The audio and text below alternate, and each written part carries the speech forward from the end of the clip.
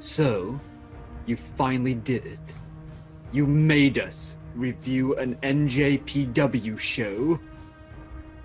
Yes. What did it cost you? Everything. Not that much, actually.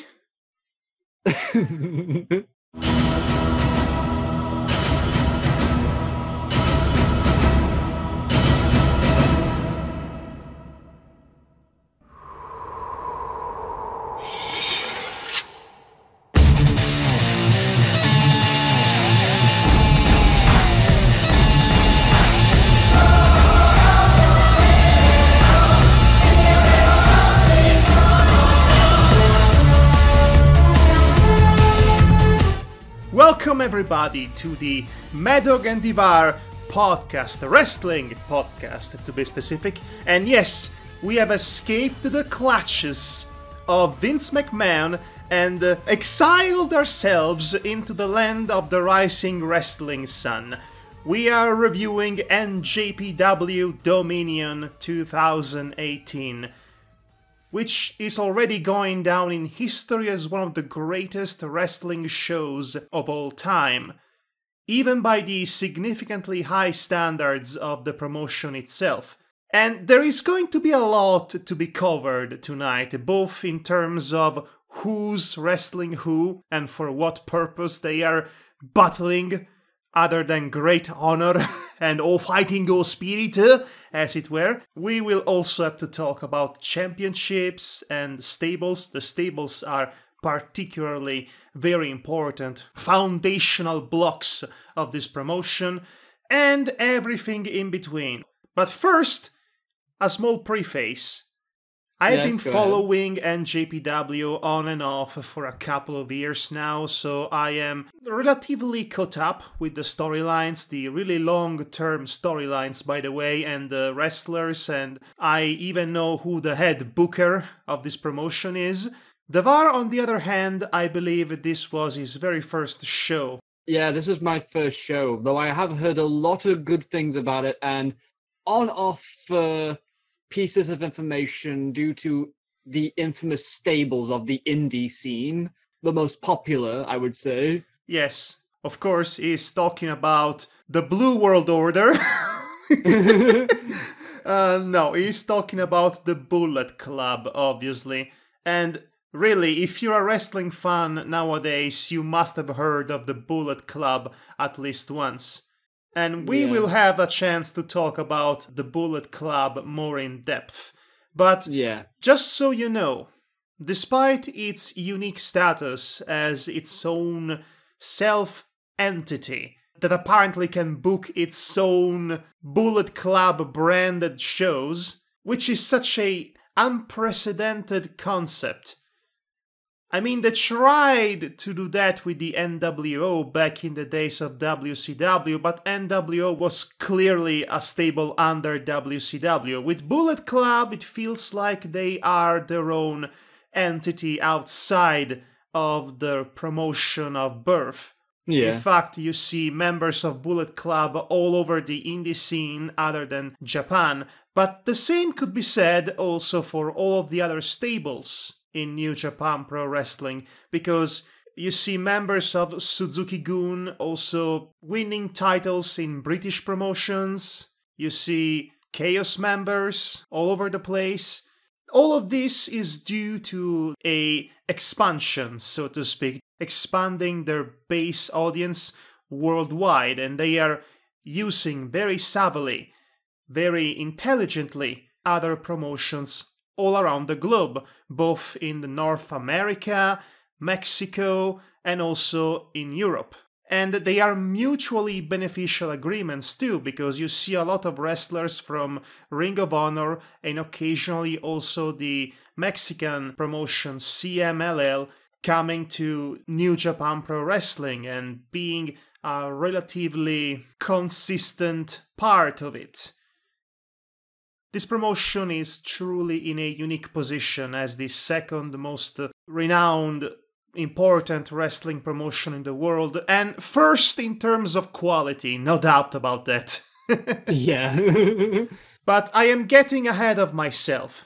I should probably establish what the role of stables in New Japan is, because I've been dancing around the argument for a while, and it's important to go into the show with a proper knowledge of what stables do or are. Because if you go into an NJPW show with the only knowledge of stables that you have relating to what the WWE does with them, you would be in for a surprise, because while in WWE stables are simply a means to an end with a really short, limited lifespan that usually ends up being used or misused, as it were, to get one person over before they are disbanded, like any other tag team. Yeah. Because Vince McMahon hates stables, tag teams, and even the word tournament, apparently. Which is now an eliminator, I think. It's a no-no. It's funny. Honestly, it's no longer a tournament now. It's called an eliminator, I think. Oh, God. In Japan, the state of business is significantly different, because stables aren't just a means to an end, something that's there to have a limited amount of life and putting one person over at the expense of everyone else. Stables are institutions, the very foundation by which this company seems to be built over. Every stable is there to stay for a very long time. Members might change or be added or subtracted, but the stables remain. Sometimes the leader changes around. And when a stable finally goes away, it gets usually substituted by a new one to stay for a very long time. I find how stables work in the NJPW very interesting, because it feels very much like, let's see, Japan's Legends, essentially, where basically, you have factions within the samurai world. So basically, you are comparing stables to feudal Japan. Yeah, it feels like that to me. Like they're honoring that sort of style. You might be onto something there, because they might be a reflection of a long-standing cultural tradition in Japan, but somehow also being applied to more modern tastes. The cultural traditions of Japan meeting the contemporary new waves and cultures developing around the globe through the medium and art of wrestling. I like that definition. Yeah, that's why I thought it was very interesting. Definitely feels like they're honoring that aspect of their history, especially with with how you described stables to me off camera, so to speak.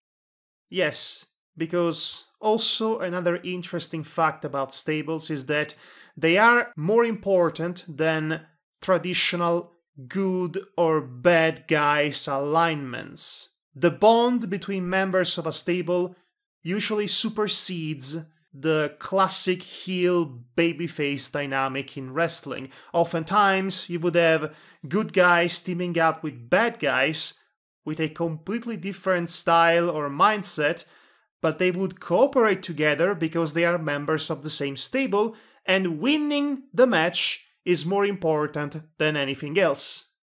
So there is a lot of stock put into the stables because there is a lot of stock put into the bond between these men, and all of that means that there is a lot of stock put into winning or losing a match, which is something that I cannot overstate enough how important it is for the psychology of wrestling to pretend that all of this actually matters. Maintaining the kayfabe, the illusion. Yeah. There are 4 major stables in New Japan Pro Wrestling, and by the end of the night, there might be one more.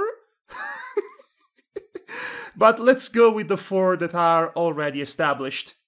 Yeah, let's go with the 4 that we have to discuss here. Yes, because, like I said, every single facet in this show and in this promotion has to do with stables. because Yeah. almost every member of the active roster is part of a stable. So it is important to properly establish them. First of all, we have the stable captained by the IWGP Heavyweight Champion, the top guy of the promotion, Kazuchika Okada, Chaos.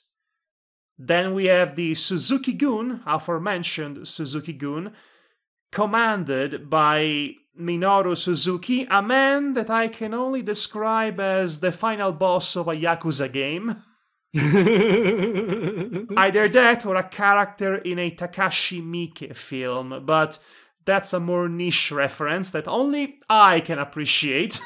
But yes, he looks like a real-life Yakuza, and he pretty much acts like the most stereotypical Yakuza. He's like a anime Yakuza in real life, and that's really appealing of him.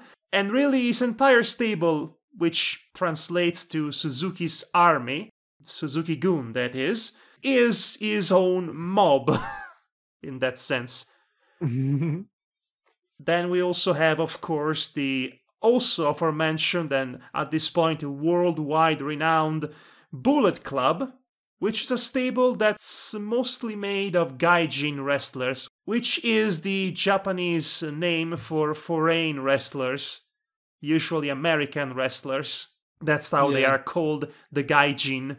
They are pretty much a knockoff of the NWO, but honestly, the best possible version of such stable that's ever been created or conceived. Yeah. And of course, there is Los Ingobernables de Japón. I'll get to them. We'll get to those guys, because those guys, oh boy, I'm going to say this. It's my favorite stable in New Japan. And for good reasons. I'll at least say, colorful cast of wrestlers. Yes, Los Ingobernables de Japón. We shall endeavor to go deep into the history, brief history of the stables as soon as we meet them throughout the night. We should be able, theoretically, to keep this review a bit more streamlined and less confusing, because I have to assume these first 14-15 minutes of this recording that we've been talking non-stop about stables in this company, we are still yet to talk about individual performers. That must be a bit confusing if you are a newcomer, but don't worry, we'll get to them. And we'll get also to introduce these stables as best as we can. Yeah, we'll try our best under the circumstances. NJPW Dominion, emanating from the Osaka Jo Hall. This is the second most important show for the company after Wrestle Kingdom, which happens every year on January the 4th at the Tokyo Dome. I believe this is the fourth time Dominion has been held in Osaka Jo Hall as well, actually, in a row, if I'm not mistaken. So basically, it's like SummerSlam being 4 years in a row held in New York, essentially. It's the Japanese equivalent of that. Right. It is also 5 hours long, much like SummerSlam. But unlike SummerSlam, unlike any pay-per-view by WWE, these shows are typically so well paced that the amount of hours you are spending watching them seem to fly. Imagine that. Yeah, I found myself not minding that time went by when I was watching the show. There is very little in terms of padding. In fact, there is no padding at all. It's all about wrestling. Yeah, that's why I was so surprised at. I mean, other than at the very beginning, where basically they did this whole video package, which is typical of Japan to hype up the show of whatever you're watching. Yes, with really nice traditional Japanese sliding doors opening up, revealing, oh, it's time for a fight! Because it's actually the same type of not promo style, it's the same style of television programming that is used on such shows as Gaki no Tsukai, Don't Laugh Challenge. Oh! Really? Yeah, they hype up the show with like a lot of showing off of the actors and comedians who are going to be in the challenge and what they'll be doing and yada yada. In this case, wrestling. So instead of don't laugh, don't die. Because they are so stiff, you see. I was going to say, don't botch. Oh, yes. Okay, also that. There is very little in terms of botching in this show. Yeah, actually, it's very hard to see any botches. Actually, really. I'd say the biggest botches throughout the night are from the live camera crew. And I'll get to those as well, because they used to be much worse at their job. Now they are significantly better, and they have their moments of absolute cinematic brilliance. And I'll also get to that. There is a lot we need to get to. So, yeah. Presenting video package introduces us to every single match of the night. Yeah. As it is usual with Japan, they don't just hype up the most important matches, they hype every single individual bout from start to finish. So yeah, so they just hype up the entire show as a whole rather than, yes. you know, just the one or two main events. Yes, so you have the show's card under your eyes, right? Yes, I do. So Can you count me how many matches we have tonight? 9 matches. 9 matches! That's a lot of matches. It's a lot of matches, but it's less than WrestleMania 34. Yes, and they're also all quite long. There is barely a match that's under 15 minutes in this card. Actually, there are 3 matches that are under... Actually, no, let me count that up. 1, 2, 3, 4... 5 matches that are under 15 minutes. Let's see, they're 9 minutes, 7 minutes, 8 minutes, 13, and 11 minutes. But I'll get to those. And of course, there is the main event, which is the godlike, ridiculously anticipated grudge match between champion Katsuchika Okada, leader of Chaos, and Kenny Omega, former leader of the Bullet Club, whose position in the hierarchy of the group has been relatively foggy and muddled over the past months due to him feuding with Cody, which is the other guy who's vying for the control of the Bullet Club. Of course, I remind you, Cody is basically Cody Rhodes. He just calls himself Cody, which is a bit lame, I have to say. I'm sorry, I have to be honest. Cody is such a non-threatening name. At least when it was Cody Rhodes, then you can buy into that because it's a full name. But now it's just Cody. I mean, look at the people in Bullet Club. We have Bad Luck Fale, Hangman Page, the villain Marty Skrull, and Cody. Yes, and Cody. Cody. Kenny Omega! And Cody. Even a name like Nick Jackson sounds more Again, because it's a complete real name. Cody is just such a normal name that's deprived of the context of the last name, so... Also listen to this name. Leo Tonga name. I think you are misspelling it, but you are referring to the tag team God. The joke is that God is the acronym. Yeah, I will keep that in mind, but it's like... Also, Tamatonga, he referred to Will Ospreay as a ho-ass monkey. His words, not mine. Yeah. Anyway, lots of people to talk about tonight. Incredibly a lot of people. And let's be glad that there's no promos to interject into the show or anyone to... that would come into the ring and talk. No, instead, all the promos are reserved for the end of the show. Considering they don't have a weekly show to fill with promos, they use the time they have to have promos right at the end of the show. And whomever is the winner cuts said promo. And then, after the show is technically over, there is an interview segment, which is also important.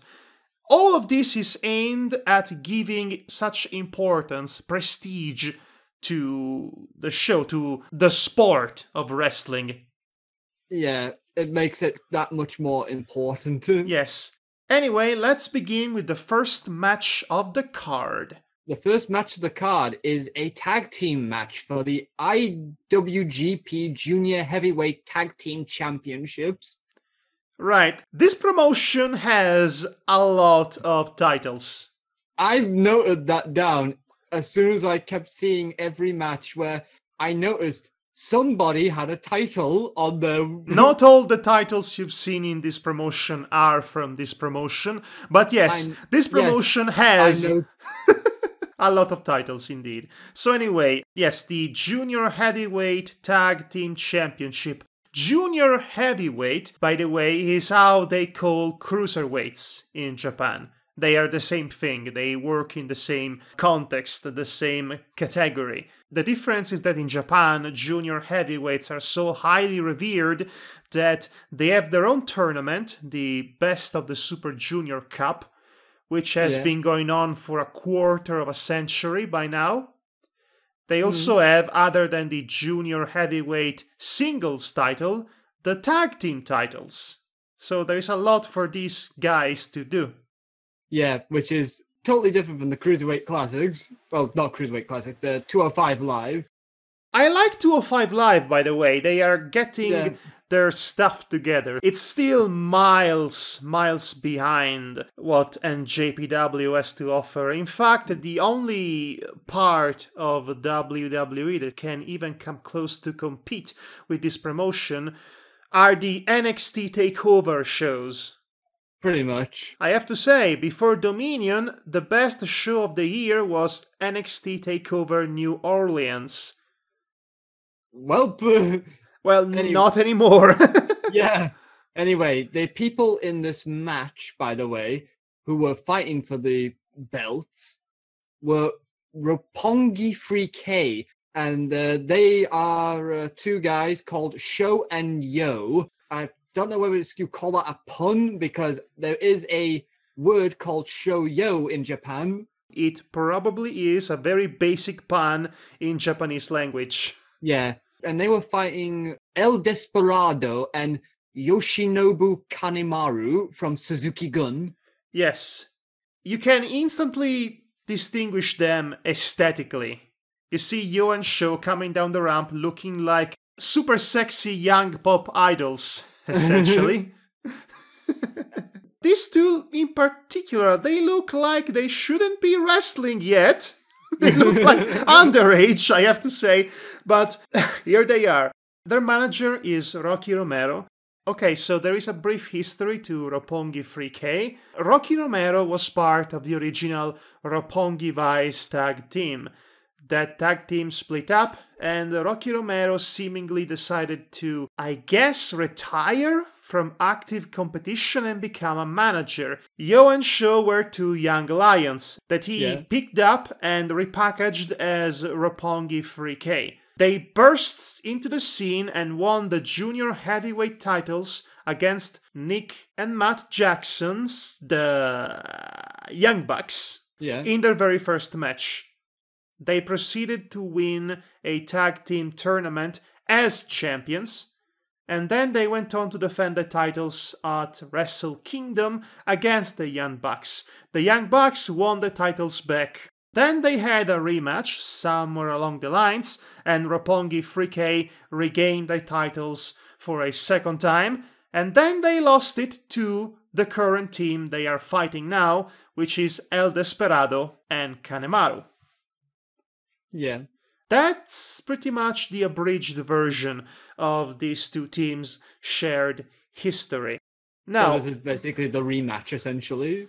Okay, so fun fact about NJPW, which is something that I usually enjoy. Singles titles don't get hot potatoed like that, usually. In fact, when somebody loses to a championship match, they are sent immediately to the back of the line to give someone else the chance to become the new challenger. There are no feuds that get milked for everything they are worth in the span of 3 months.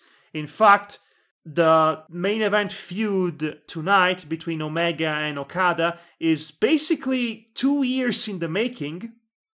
And it's only happening because Okada himself challenged Omega, and not the other way around. Otherwise, this would not be happening normally, which is very interesting, and it gives, again, a tone of credibility to this promotion, to the wrestling, to the sport of wrestling. Yeah. One of the many things, one of the many details that pretty much give importance to the kayfabe, to the illusion that they are presenting to us.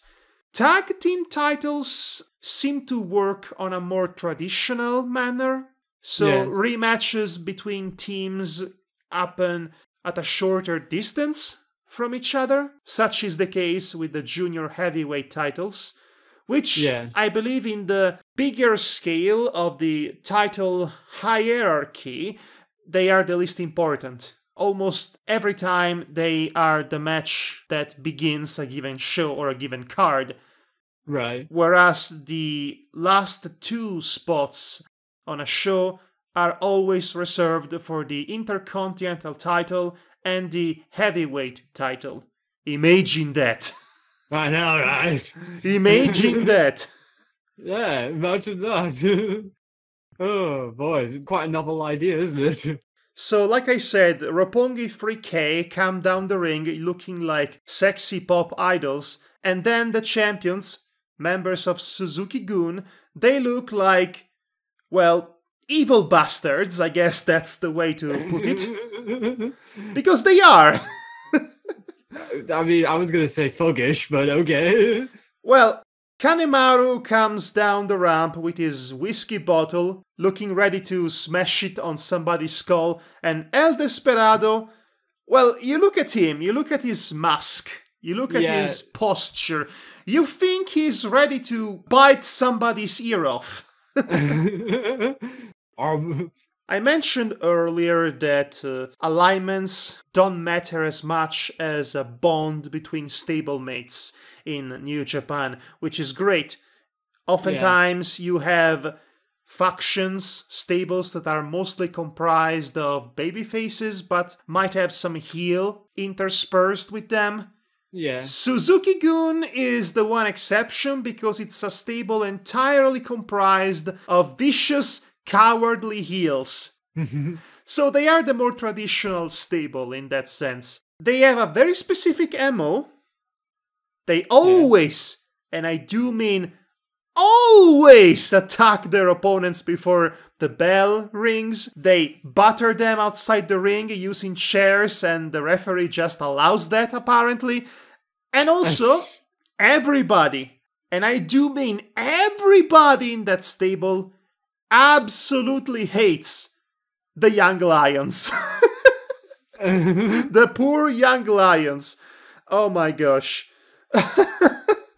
Always at the ringside, waiting to be useful, to provide ice bags, to be nice, and they get chair-shotted for their trouble. They get used as human shields against the baby faces. They're just so unlucky. Yeah. Oh gosh. So the match starts, and by that I mean the bad guys try to start the match early by attacking the good guys. Who could have seen that coming?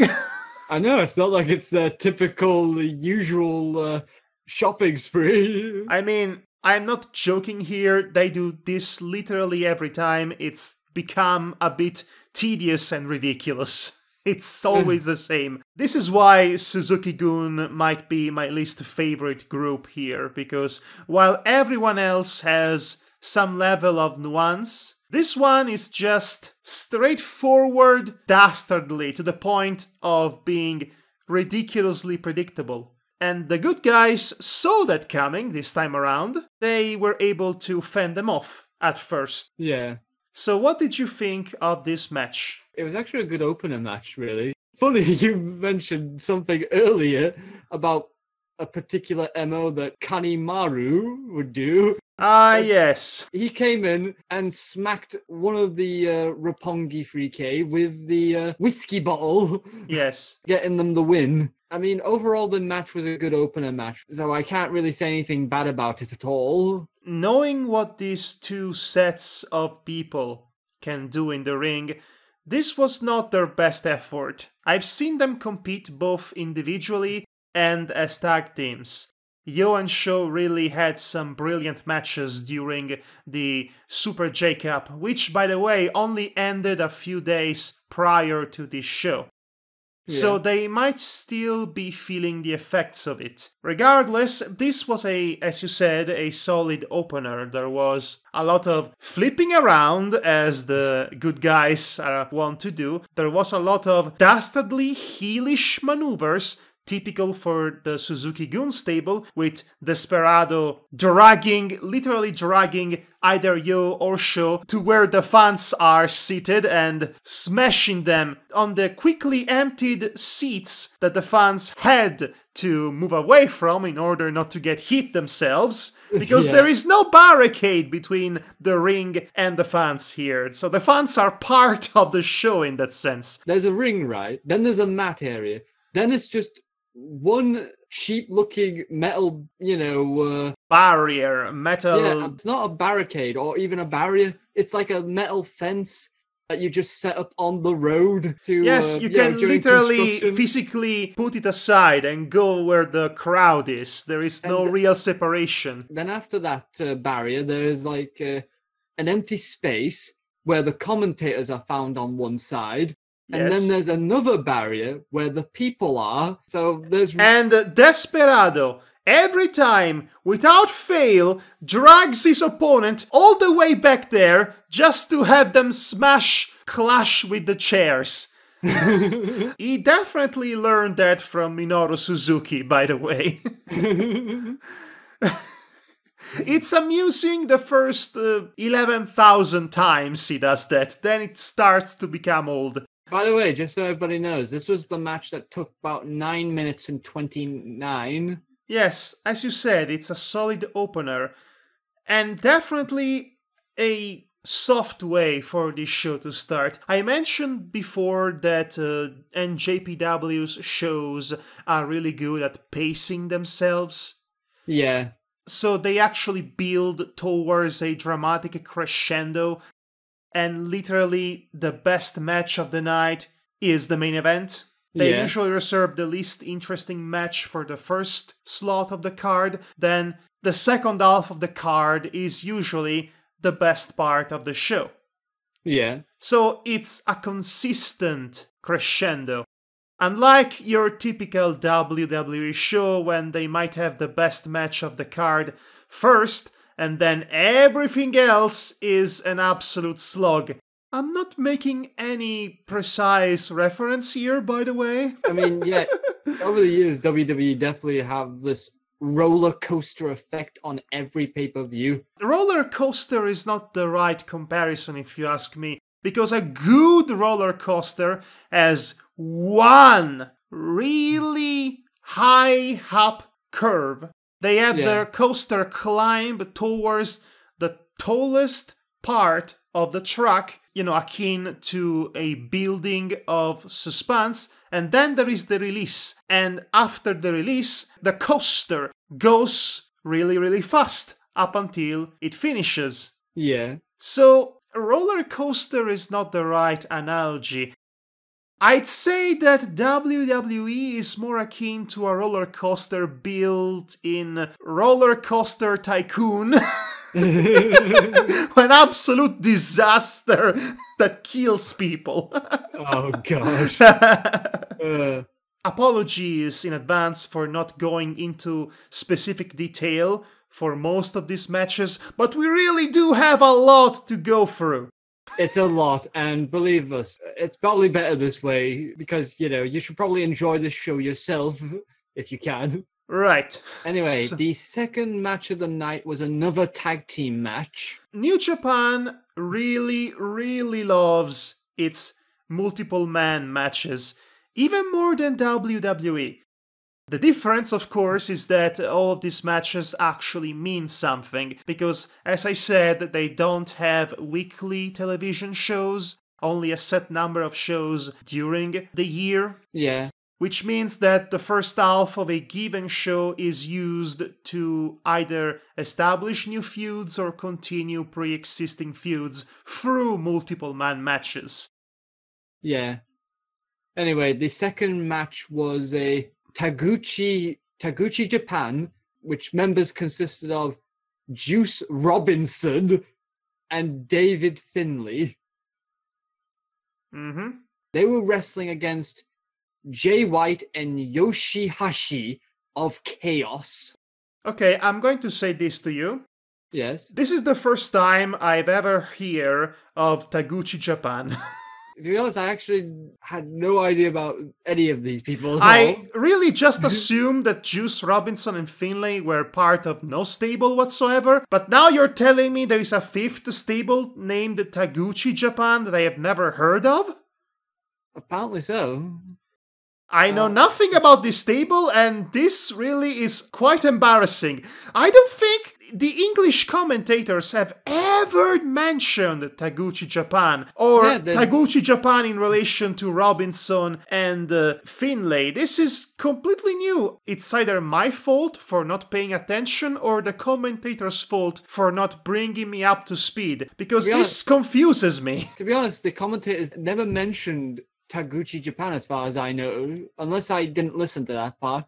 Anyway, apparently this group was formed after Wrestle Kingdom 11 on January 5th of 2017, starting as a trio. Okay, who were the first members then? Let me see who we got. The group was formed by Hiroshi Tanahashi, Manabu Nakanishi, and Ryusuke Taguchi. Okay, so all this time I just assumed that Tanahashi was part of no stable whatsoever.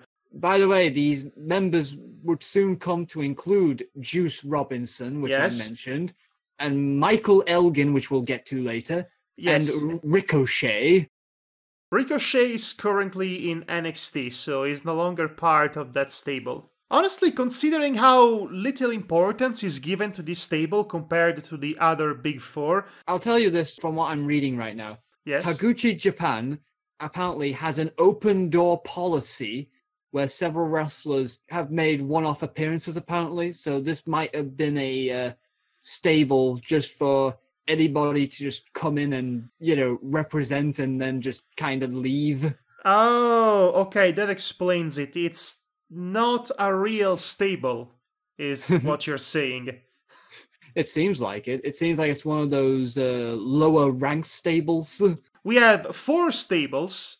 They're full of members, but then there are those people who are not in any stable whatsoever. What to do with them? Let's put them in a non-stable, a stable that's not actually a stable, so that we can give them something to do.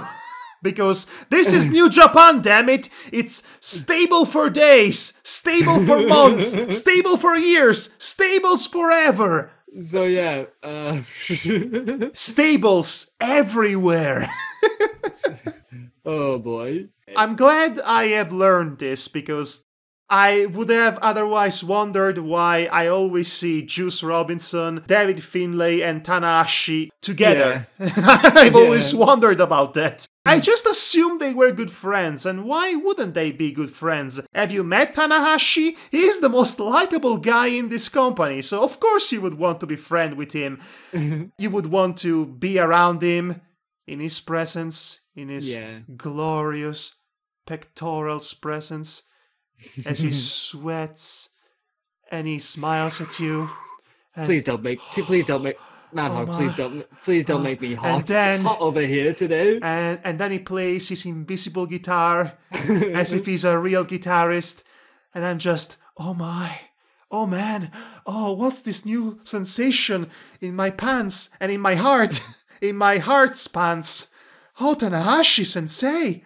Senpai Sensei Sama. Okay, so I can buy that you would want to be in a stable with Tanahashi, because who wouldn't want to be in a stable with the Ace of pro wrestling? You know what? We'll get to Tanahashi. Yes, Tanahashi, we'll get to him much later. Okay, anyway, so this was the tag team match. It lasted for 7 minutes and 26 seconds. I believe this is as good a time as any to properly talk about the Chaos stable. We missed our chance to do so in the first match, so let's do it right now. What is Chaos? Chaos was a stable formed by Shinsuke Nakamura and Toru Yano in New Japan Pro Wrestling. Shinsuke Nakamura, as most WWE fans will know, has left for bigger ball-crushing things. Opportunities. And to think that Shinsuke Nakamura, had he stayed in Japan, he would still be this good. Apparently the stable was formed in 2009. You know what? I have a better idea. What? Let's wait to properly disclose that information for when Toru Yano actually arrives. Ah, right, so we're the leader, essentially. He's not the leader. It's just, I still. Oh yeah, can't. no, never mind. I remember now. The leader. I'd say that he is the oldest member currently in Chaos, for better and for worse. But we'll get to him, and we'll get to talk about Chaos. Now, the opposing team to Juice Robinson and David Finlay, and yes, he is the son of Fit Finlay, which is curiously working in WWE right now. What an interesting turn of events. Father is an agent in WWE, son is in New Japan. Anyway, so their opposing team is Jay White and Yoshihashi. Switchblade Jay White. Oh yeah, I forget that nickname because it doesn't say that here. Jay White is the current United States champion. He wrestled that title from Kenny Omega, which was a big deal at the time. He has since defended it against a number of people, one of which is David Finlay. I already told you about how the bonds between stablemates are stronger than alignments, and it doesn't become more obvious when you give a superficial look at the team comprised by Jay White and Yoshihatsu. Yeah, Yoshihashi. Yoshihashi. Yeah. Yoshihashi is a well-known, popular babyface mid-carder. Jay White is a straight-up heel. They really couldn't possibly look more different. Yeah. Character-wise, aesthetically, they are so different. One is Sun Wukong, the Monkey King from Journey to the West, with baton and everything. The other is a straight-up serial killer. You couldn't possibly have a more different tag team. You couldn't possibly have more different contrasting tag team members if you put Jack the Ripper and Son Goku in the same stable. But this is something we have right now. And to prove my earlier point, Jay White, whom is really pissed at both Robinson and Finlay, attacks them immediately. And Yoshihashi looks a bit perplexed and baffled that he did that. He was not expecting it, because he's a babyface and all that. But then he instantly decides to go along with it. Why? Because winning the match is important to him. Yeah. And that, to me, is something that I really, really appreciate. It is a level of nuance that we are not used when it comes to wrestling. In fact, if you're not used to see good guys and bad guys collaborating together with really no contrast of ideals, as it's usually the case in Western promotions, you might be confused as to whom is the bad guy or the good guy. As it were, Chaos has a lot of baby faces and one distinguished heel, which is Jay White. And the leader himself, the leader of the stable himself, Okada, even though he is technically the top babyface of the company, the most honorable and the most important, the best in the world, he is also not above using some heel tactic every once in a while, especially in tag teams. One of his MOs is something basically that he took from the $1 Million Man Ted DiBiase, in which he attacks an opponent and he puts his own fake Okada money bills into their mouth. He did that for his feud against Sanada earlier this year. Oh. So yes, this is an interesting, nuanced way to approach alignments and how stable works. Yeah, once I learned about this, I felt this was very interesting because it becomes less about who's the good guy and who's the bad guy and more of what are their motivations. Yes, what are their common goals? It's stable versus stable more than good guy versus bad guy. But make no mistake, each and every one of these people, each individual member of a given stable, they all have their own agendas, storylines, and directions and championships they want to win, which means that a lot of people are put over Which is when good. they need to be put over, not just the leader of a stable. Good. Otherwise, it would be WCW in the late 90s, and we don't want that. No, we don't want to repeat that. I think this is a good time to mention something, which is something I noticed after the first match and this match in particular. Another thing I like about New Japan Pro Wrestling is that this entire promotion oozes with personality. Oh, yes. Not just in the wrestlers, but literally everybody and the matches seem to give off a sense of personality that seems to come off like as really fun. Yes, even the referees. I could instantly tell which ref was which just because there's certain traits of the referee I pointed out because it seems so amusing to me. Yes, oftentimes the referee is also part of a comedy bit in which somebody grabs the opponent's leg and then they give the leg to a baffled referee, which holds them for a while, and they take that moment to hit the opponent, taking advantage of that moment of weirdness, and it's great. Also, something that I noticed about referees in this promotion, they are either extremely lenient, or they just have a different rule set, because they pretty much allow everything to happen when it is outside of the ring. Yeah, which is a bit odd sometimes.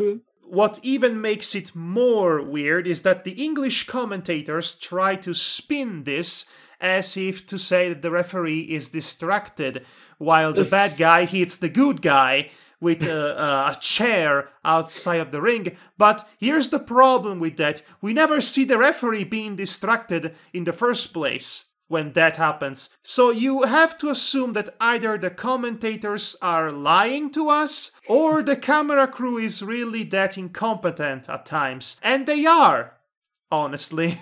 They can be. They can be occasionally. There might be an important spot that they miss out and they get to it a bit too late. Or they might play a replay when somebody's getting pinned.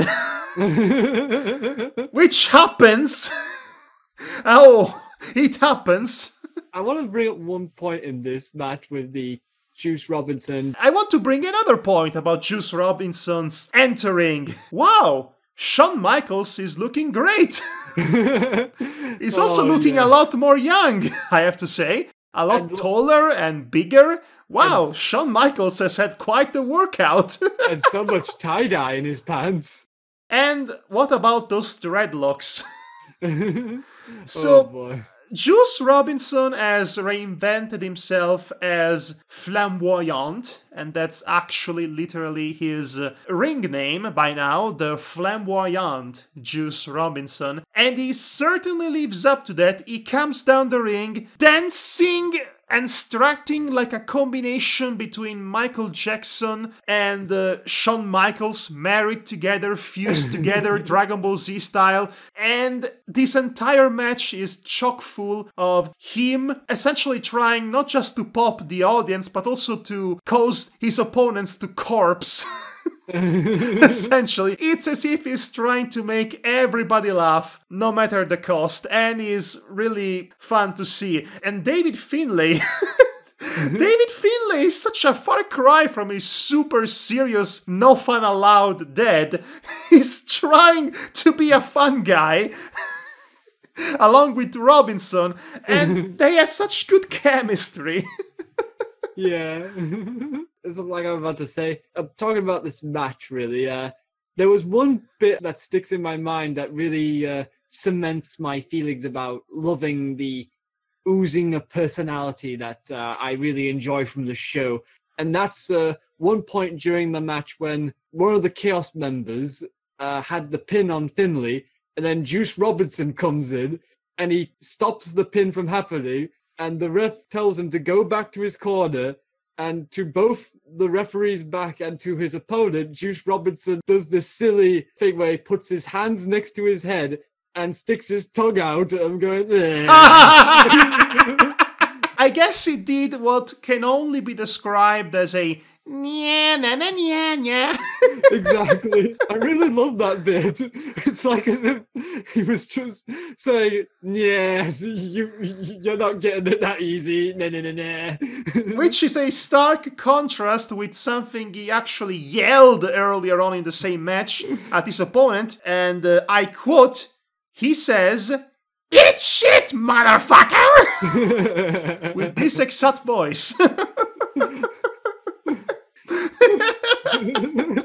So this match was a lot of fun, mostly because, as you said, it was oozing with personality other than decent wrestling. Now, you didn't get to see a lot of Jay White in action, but I assure you he is quite good. Yeah, for a match, it was short, it was fun, I liked it.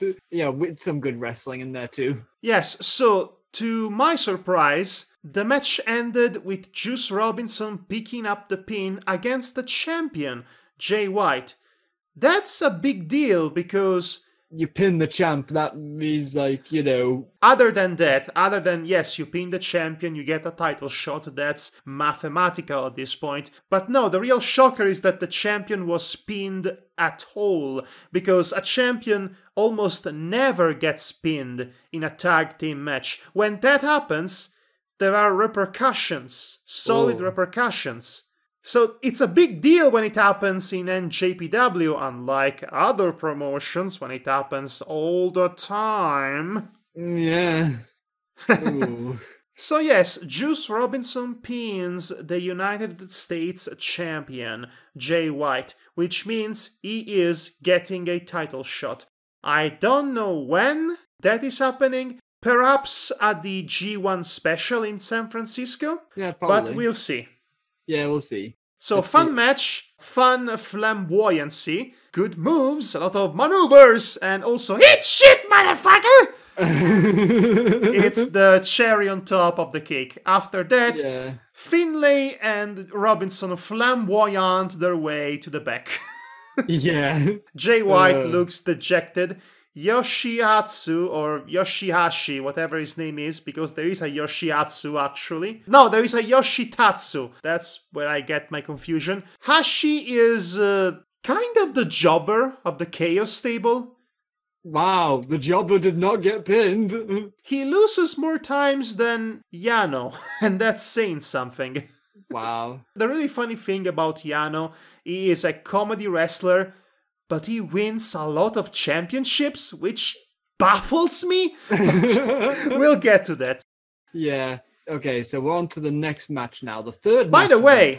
By the way, this is as good a time as any to point it out. I mentioned how good the pacing of the show is. As soon as a match ends and the opponents leave the arena, we don't waste any time and we immediately get to the next match. There are no backstage promos, no time-wasting nonsense, just wrestling, wrestling, and wrestling. All the storytelling happens within the wrestling. Yeah, within the wrestling, or from past shows. Yes, but also in those past shows, wrestling, wrestling, and wrestling. Yeah. Get shit, motherfucker! Okay, so on to the third match of the night. which is another tag team match. This is Teddy Long's wet dream, if I've ever seen one. Yes, well, that and The Undertaker somehow involved. Yeah. I mean, they say it's Teddy Long's dream, but you see every episode of Raw and SmackDown week after week. What's changed?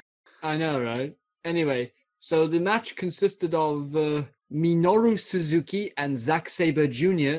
from Suzuki-gun, and they were fighting against the Chaos faction of Tomohiro Ishii and Toru Yano. Oh yes, this match. This match was so delicious. Oh yes, so good. This is when the show really started to be fun for me.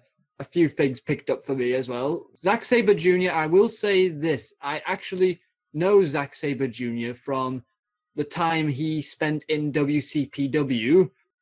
So I know of what he could do, basically, because he's a really good technical wrestler. What he can do is something that will never cease to amaze me every time I see him. Yeah. I think we should actually delve a little bit deeper into the individual histories of both Suzuki-gun and Chaos, especially now that the pivotal members of the respective stables have showed up. Yeah.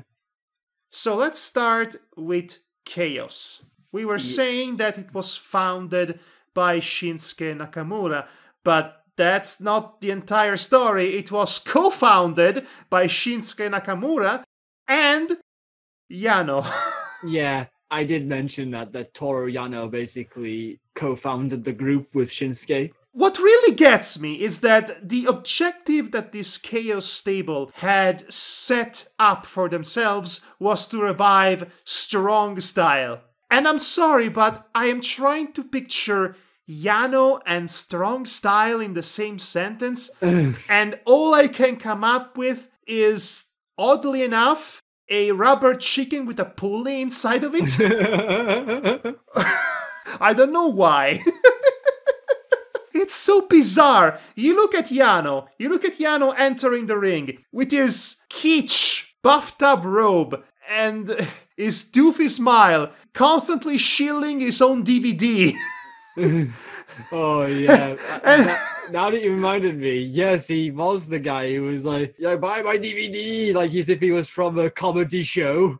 Toru Yano, the comedy wrestler, is a founding member of Chaos. Okay, so maybe there was a time in which he was a heel and therefore serious, but I cannot imagine that.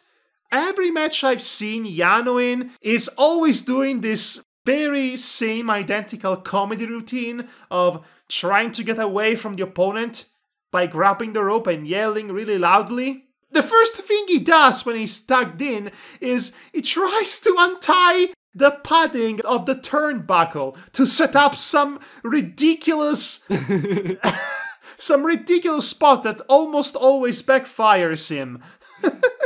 I really like Yano. Yeah, he's really funny, and plus, anytime Zack Sabre Jr. got a submission on him, you would hear him shouting, "No! No! No! No!" To be fair, whenever Zack Sabre Jr. grabs you, you know the end is near, because this guy knows 1.5 million ways to make you submit. He's really that good. It's the first time I've ever heard a wrestler not want to be in pain so much. Yes, it's really funny, but again, he wins tag team championships all the time. He won the tag team titles several times with Ishii. And speaking of Ishii, I actually really like Ishii. He's a no-nonsense, tough guy that fights like a super heavyweight, doesn't sell for anyone, and yet is the smallest man in the match. Almost always. He's like Taz in ECW. Ishii is the guy who comes to the ring with the sound of a bulldog barking. Yeah. I think that's his gimmick. He's as tough as a bulldog. So it's not the size of the dog in the fight, it's the size of the dog's heart in the... or the size of the fight in the dog. Yes. Yeah. Okay, so, and then of course we have Minoru Suzuki, which is the leader, of course, of Suzuki-gun. Tell us a bit about the history of Suzuki-gun. Apparently, it's literally translated as Suzuki Army.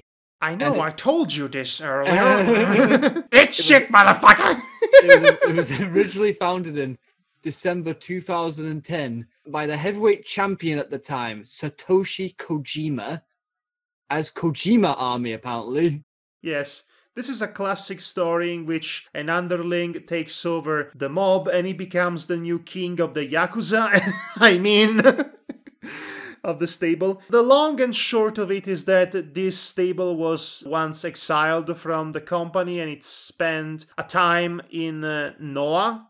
And then it came back, the entire group of Suzuki-gun came back in 2017. It made a grand reappearance.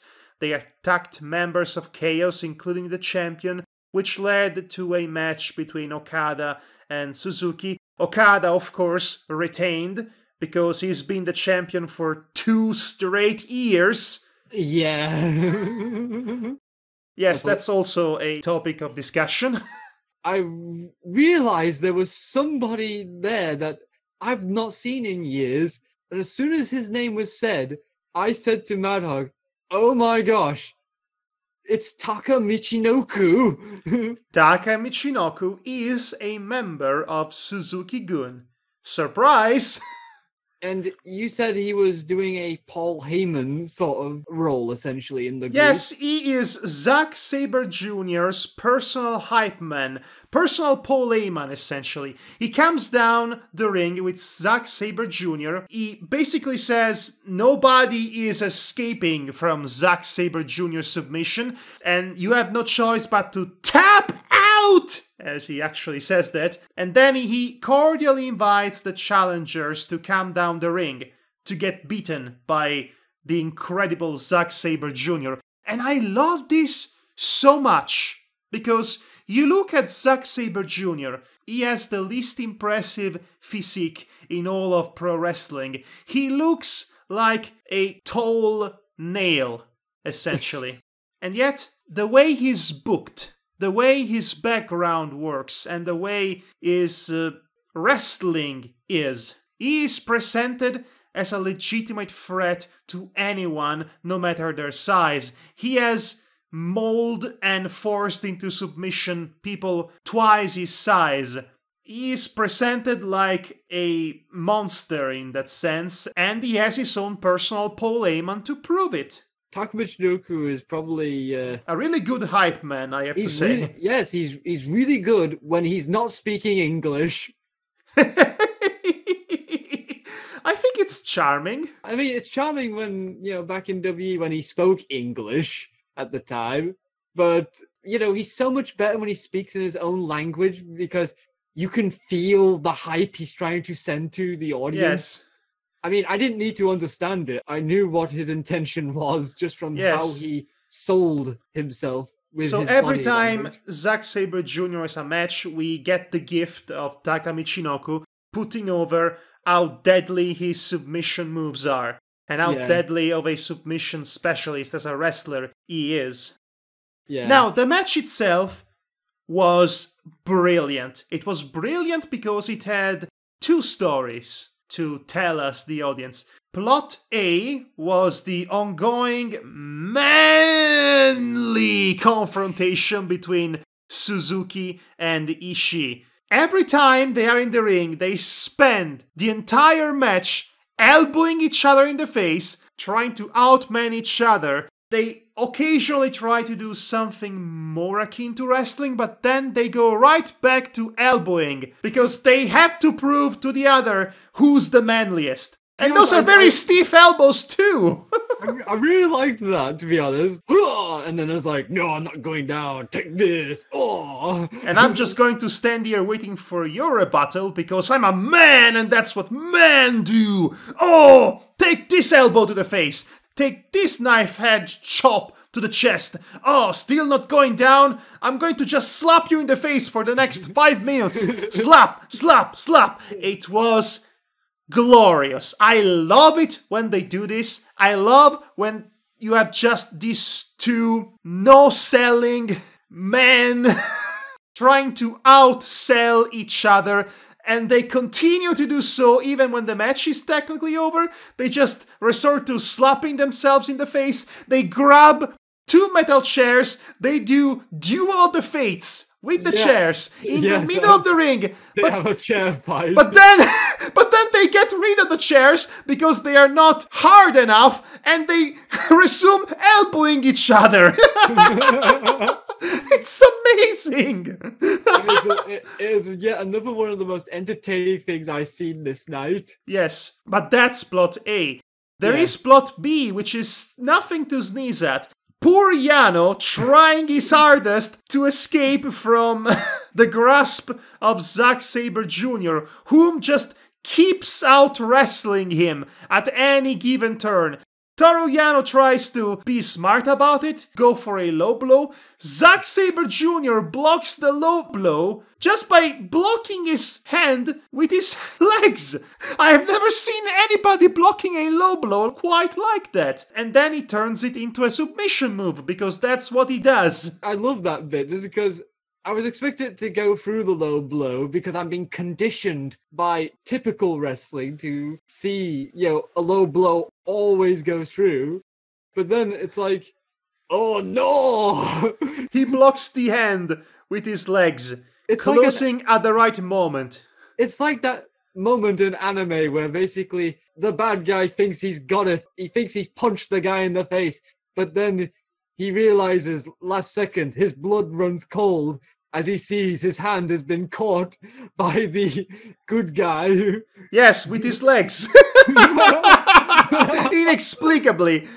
Okay, so I really want to talk even more about Zack Sabre Jr. I could seriously go on the entire night talking about how ridiculous this man is. When it comes to submission maneuvers, that's pretty much 100% of his repertoire. That's all he does. All mat ground based wrestling, submission moves, ways to trap your opponent into a submission move. He can just about turn any kind of offense from his opponent into an elaborate and creative counter maneuver. I'll give you an example of what I was impressed by Zack Sabre Jr. from one of his past works in the ring. There was this guy who went to the top rope, and Zack Sabre Jr. was on the mat. It looked like he was going to go for like a big splash or a frog splash or something. I forget what the move was at the time. But then, it's like last second, Zack Sabre Jr. moves, grabs the arm in midair, and brings him down to the mat and arm bars the guy. Yes. And have you seen his finisher? Yes, I have actually. Because he applies it to Yano, forcing him to tap out. It's the most complex looking, ridiculous contraption of a submission maneuver I've ever seen. I believe it's called the octopus stretch or something along these lines. It's ridiculous. You look at this move and you think to yourself, wow, I didn't know that in order to wrestle you would have to study quantum physics. Because it looks that complicated. Okay, so there was this one bit during a match between Sabre Jr. and Tanahashi that was commented on by Juice Robinson, by the way. Yeah. Yes, Juice Robinson. Hit shit, motherfucker! No, he didn't say that at the commentator's table. But he actually provided a really insightful notion about Zack Sabre Jr.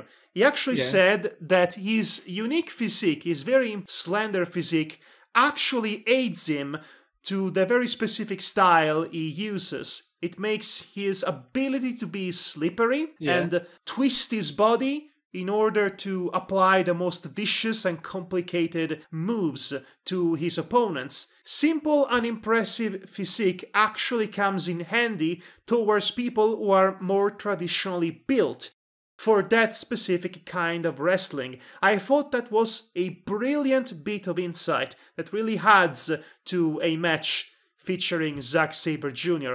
By the way, he made Tanahashi, Tetsuya, and Sanada tap out in the span of the same tournament that he won in order to face Okada for the title. which he lost, but still, he dominated most of it. Yeah. But That's the thing about Zack Sabre Jr. He is the one who always dominates a match he's in, because he's a submission master. In no other case you would see someone so slender dominate a guy that's more traditionally masculine looking, like a Tanahashi, for example. So that's impressive, and that's something that's really unique to Zack Sabre Jr., and that's what makes him stand out from everyone else in the world, really. So yeah, he's quite good at what he does in that submissions. He might be the best pure wrestler. Yeah. By the way, the match took about 8 minutes and 42 seconds. I love this match so very much. Yes, this match was another good wrestling match with some comedy from character work from Toru Yano. Yes. And also the outmanning of each other between Yes. Ishii and Suzuki is completely ridiculous. Let's not forget about Zack Sabre Jr.'s Legs of Doom. Yeah, and Suzuki-gun won the match.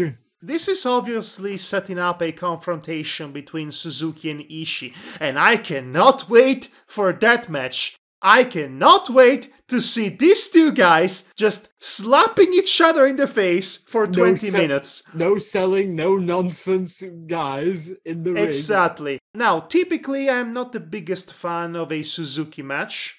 Yeah. Because he's a traditional ground and pounder that tortures his opponents, but then he denies his opponents their comeback because he just no-sells their elbows. Which is really unsatisfying most of the times, because he really has to look tough no matter what. But in the case of Ishii, the storyline going forward seems to be, I am going to outman this man at all costs, even if it kills me. And that is the match I want to see. And most likely that's the match we're going to get. That would be a very fun match to see. I also want to see, weirdly enough, more of Toru Yano and Zack Sabre Jr.'s antics. You just want to hear Toru Yano go like, no! No! Okay, that is pretty funny. Right, so this is a match that served the purpose of furthering a already existing feud and maybe starting a new one. We'll see about that. But it served its purpose and it was a load of fun. Yeah. You're going to hear us say that a lot during the course of this review. It was a lot of fun and everybody's good. Yeah, because, well, it makes for a nice change of pace, doesn't it? Indeed. Anyway, so next up on the card, our fourth match of the evening, was our first three-way match. Well, a first match that's not a tag team match, is what I meant to say. Yes. And this was for the Never Openweight Championship with Taichi, Hiroki Goto, and Michael Elgin. Taichi from Suzuki-gun, Michael Elgin from the non-stable Taguchi Japan, which I think it's a really generic name, and Hiroki Goto from Chaos, current Never Openweight Champion. Now, the Never Openweight Championship, just so everybody is a knows, baffling title. It's an acronym, you see, of the terms of New Blood, Evolution, Violently, Eternal, and Radical. The most baffling set of acronyms I've ever heard. I am speechless. Why don't just call this belt the Super Shonen Jump anime title? Yeah, like Jump Forces. Okay. Hiroki Goto in Jump Forces. Book it. So in spite of the premise of this belt, meant for new blood again, I mean, Minoru Suzuki was once Never Openweight Champion. He is not exactly young. Yeah. And apparently Tomohiro Ishii also had the belt. He was the first champion, and he was 37 at the time. And also I don't know what the point of this belt is, but here we are, we have this belt. We like this belt so much that we've invented a trios tag team title belt, also with that acronym. An interesting thing about this title I find is apparently both the heavyweights and junior heavyweights can challenge for this belt. Oh yes, it's open weight after all. Yeah, so that actually serves that purpose at least. So you can have a junior heavyweight face a heavyweight person for a title. So that makes for interesting storytelling. You know, considering that junior heavyweights at some point they can just declare themselves heavyweight and compete for regular championships, I think it's kind of pointless. Yeah, I know what you mean, but still. It's an extra belt at least. It's a wholly unnecessary belt, but you know what? We've got to give Goto something to do, otherwise he's just going to be stuck being a jobber. Poor guy. I want to say one thing about the first guy who entered. A few things to say about Taichi. Suzuki-gun's Taichi. Taichi has to be one of the most charismatic looking, ridiculously overdressed wrestlers I have ever seen. I am not disagreeing. Well, first thing first, he has his lady friend who comes out. Yes. By the way, I should say offside that someone went Jerry King Lawler on that lady, so... Yeah, I think it was Don Callis, the co-English commentator, along with Kevin. It's not as degrading as what Jerry Lawler used to do, but... Honestly, I don't want to sound like that guy, but that woman is... if you know what I'm saying. She is pretty and cute to look at. She is pretty cute, she is sexy, she has a body you won't quit.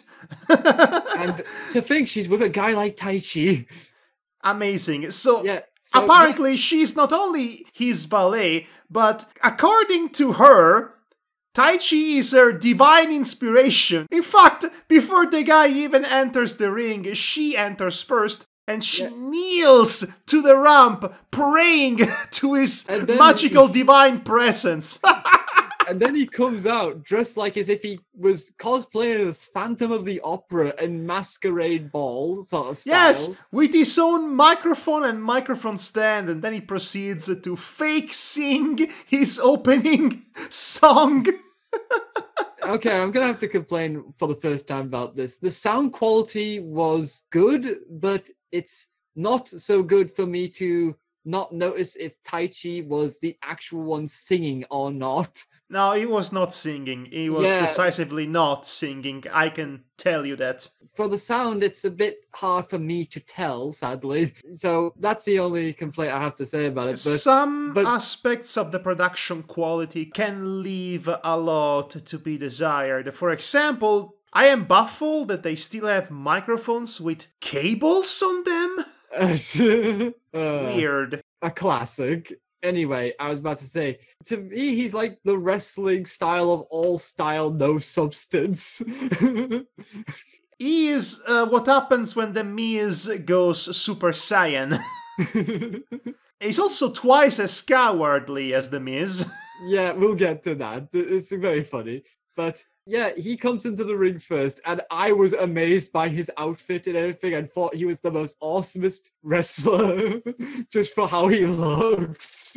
And then we have Michael Elgin. Yeah, who seems to be no-nonsense strongman, I'm guessing.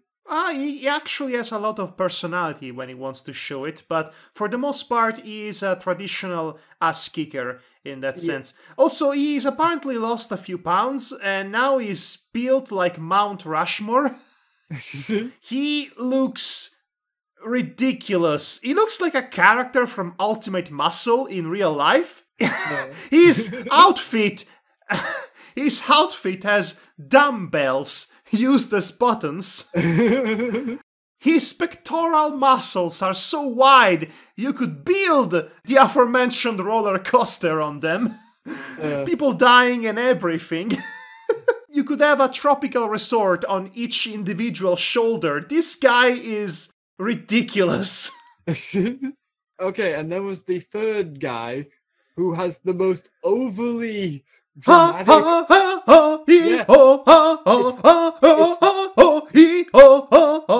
It's dramatic, it's operatic, and he just comes out normally looking like he's the shogun from feudal Japan. Hiroki Goto has the most unnecessarily epic, grandiose, overly symphonic entrance music in existence.